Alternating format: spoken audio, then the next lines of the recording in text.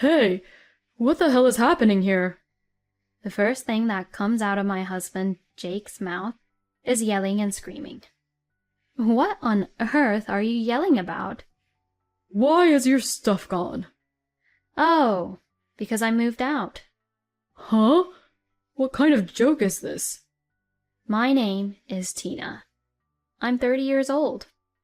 After graduating from college, I worked for a certain company and got married at the age of 28. I met my husband Jake through a friend. I happened to run into him when I was having lunch with a friend, and since he was working at the same company as my friend, she introduced him to me. From there, we exchanged contact information, had several dinners together, which developed into a romantic relationship. After a year of going out with Jake, we got married. 2 years into our marriage, we are still very close as a married couple. We are able to say what we want to say clearly, for better or for worse, and we don't hold back on whatever we want. On this particular day, while sitting around the dinner table with my husband, he joked around making fun of the meals I cooked for him. Is this soup a little bit bland? Oh, you noticed that too? Actually, I thought so too. Tina, you will always suck at cooking, huh? Then, from now on, you should cook all the meals, Jake. Huh? Okay, I'm sorry. Thanks for everything, even though you also work like me. All right, I forgive you. But for that, you must take me out to dinner sometime. Aw, man, seriously? Okay, fine. Even though we joke around with each other like this, we never forget to express our gratitude to the other person. This is the way we are as a couple. Sometimes we would end up quarreling, but I still loved my husband. Then one day I received a message from my husband, who had been working late, saying, I'm going home early today. We hadn't been able to have dinner together recently, but it looked like we would be able to spend some quality time together today. I was in a good mood as I waited for him to return and started preparing dinner. Just as I was about to finish cooking, my phone rang. When I answered the phone, my husband apologized and said, I'm so sorry. I'm really, really sorry. I'm not going to make it home after all. What? What's wrong? I couldn't finish my work. I see. Well, that can't be helped, right? You already made dinner though, didn't you? I'm really, really sorry. As he had guessed, I had already started preparing dinner. But if it's work, it really can't be helped. Next time, for sure, I'll buy you dinner. Please forgive me. Ooh, that sounds nice. I'm counting on you. By the way, you've been working a lot of overtime lately, right? What? I have? Yeah, it used to be at most twice a week, right? Lately, it's been every day, you know. Are you feeling okay? Well, it can't be helped, you know. What? Why did he suddenly start to raise his voice this time? Did I say something to offend him that bad? I was just concerned about my husband's health. I don't want to work overtime either. Don't you dare get any funny ideas. What do you mean by funny ideas? Aren't you thinking that I'm cheating on you or something like that? No, not at all. You know what? Stop raising your voice like that. I was just concerned about your health, wasn't I? Well, you're right. I'm sorry. After I hung up the phone, I began to think about things to myself. And Jake cheating was definitely not what I had in my mind. And yet the word cheating came from my husband. Isn't that a bit suspicious? And what was with his attitude? Is he raising his voice just because I pointed out that he's been working late? Wait, is he really actually having an affair? I waited for my husband to come back home while feeling uneasy about the whole thing. And when he came home late at night, he was in a very bad mood. I tried to talk to him, but he ignored me. In addition, he quickly went into the bedroom and went to bed without touching the dinner I had prepared. After that day, our relationship deteriorated.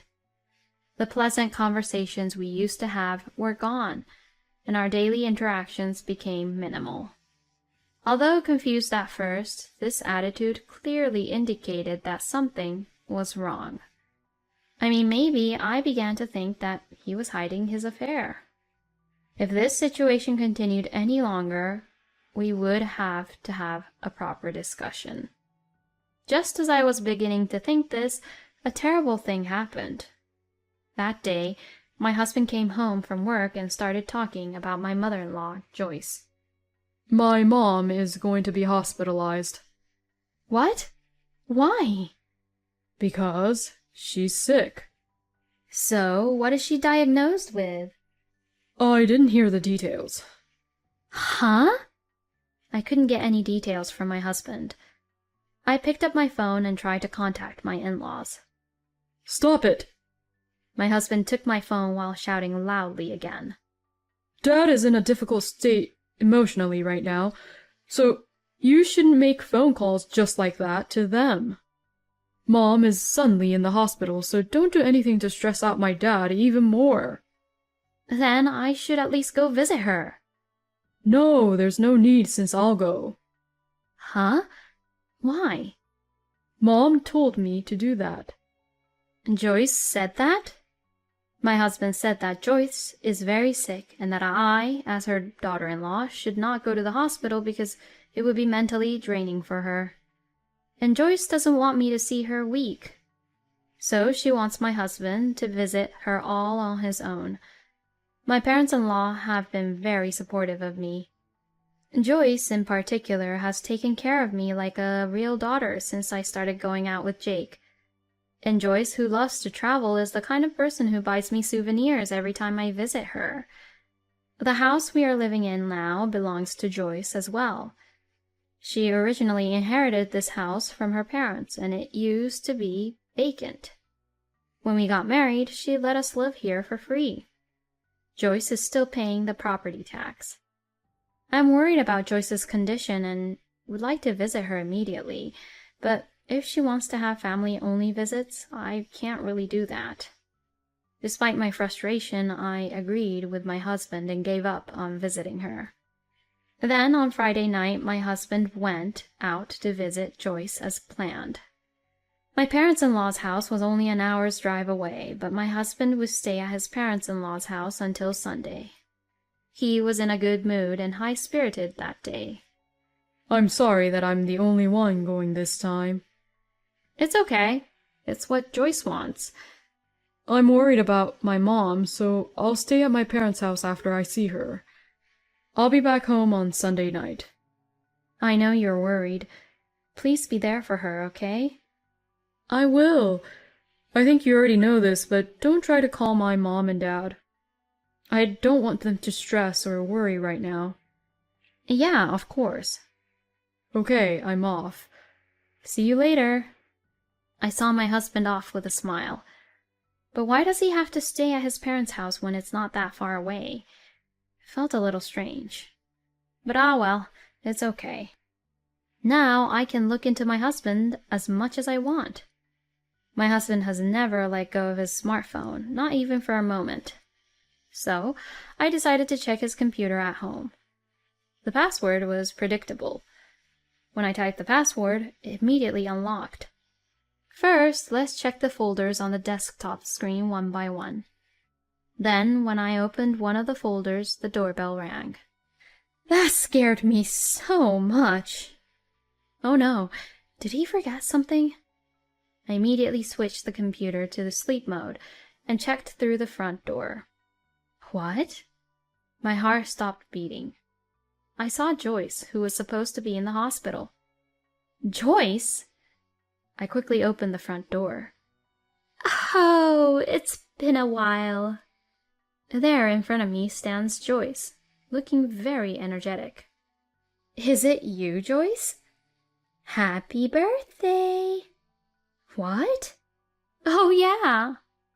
I talked to Jake about it, but He told me not to come because you were so busy with work. I just came to give you a present. I'll leave it here and go now. Well, congratulations. As usual, Joyce gave me a kind smile. I seem to have been quite distressed by the fact that my relationship with my husband has deteriorated.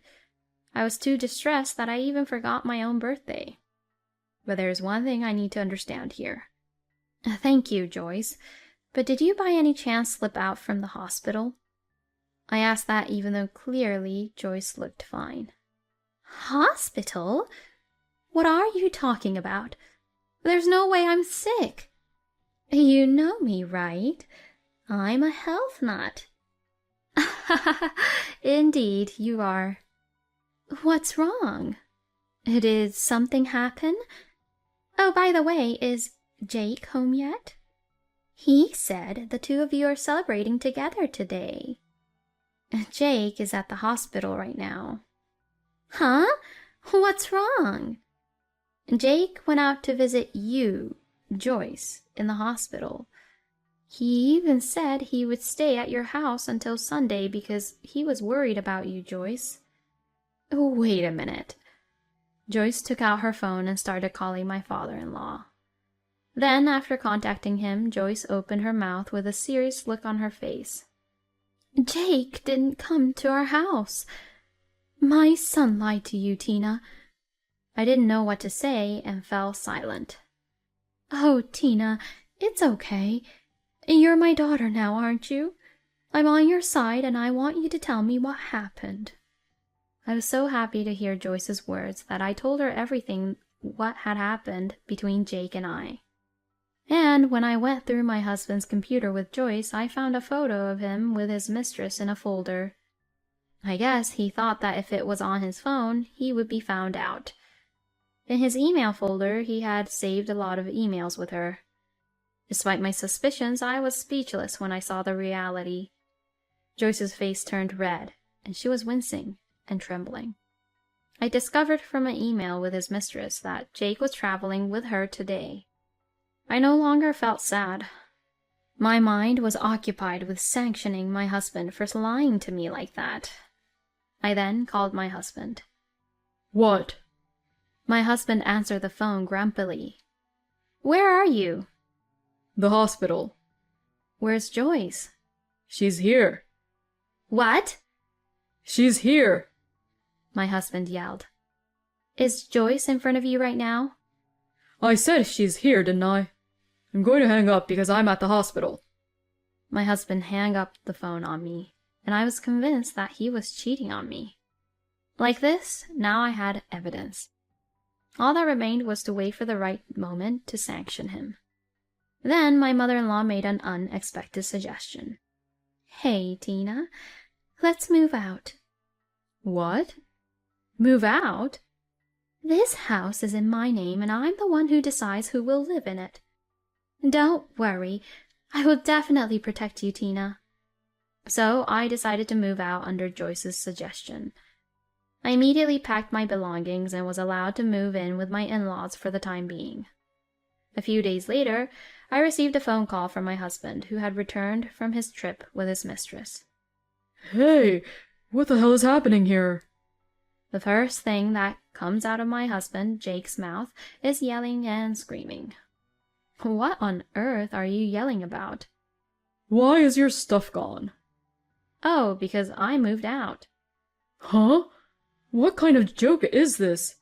I'm tired from visiting my mom at the hospital. My God, where the hell are you?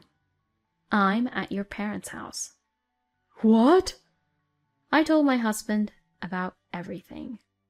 I told him that I had already discovered that him visiting Joyce in the hospital was a lie, and that I already had proof of his affair. Understanding that everything had been exposed, my husband began to apologize immediately. I'm sorry. I was seduced by that woman, and I did it just for fun. It was nothing serious. Since it was just for fun, you're not thinking about divorce, are you? You'll forgive me, right? I'm fed up with my husband, who is always making excuses for his crappy apology in an attempt to somehow get away with this. There's no way I'll ever forgive you, okay? It's disgusting that you even told the worst lie about your own mother being in the hospital and cheated on me, isn't it? No, please listen. Don't you dare make any excuses. It's a fact that you cheated on me, right? That won't change. I will never forgive you. I'll make you pay alimony, for sure. Don't ever get involved with me again, you asshole. I hung up the phone and set my husband's number to block any incoming calls from him. After that, my husband visited my parents-in-law's house, but they easily dismissed him at the door. My husband was cut off from the family ties from his own parents. After the divorce was finalized, my ex-husband rented a low-rent apartment and struggled to make ends meet. Simultaneously, I retained a lawyer and filed a claim for alimony against the ex-husband and his mistress. With all the solid evidence I had, I was able to make them pay exactly what they owed me. It seems that my ex-husband's mistress was an employee from the company he worked at, and she just joined the company. They were rumored a lot within the company, and his mistress quit work in the end because she couldn't take it anymore. My ex-husband also got cold shoulder from his coworkers. It is probably only a matter of time before he quits the company. How is he going to live with the financial difficulties he is already facing due to the alimony payments? I don't think he has a bright future ahead of him. But, well, it's none of my business. And I was finally able to move into my new house recently. Tina, please come visit me again any time. When I moved out, Joyce would say these warm words to me. Thank you so much for taking care of me. You are my precious daughter. Thank you. Although I didn't have a good married life with my ex-husband, I still have a good relationship with Joyce. If Joyce ever has any problems in the future, I would like to support her fully. Thank you for watching until the end. Please subscribe to our channel. See you in the next video.